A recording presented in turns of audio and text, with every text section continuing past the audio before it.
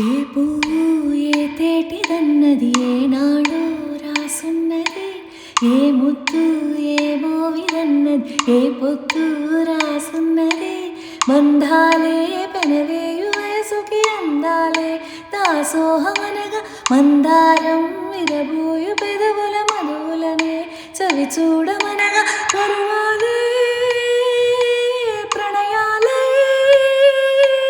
స్వప్నాలే స్వర్గాలై,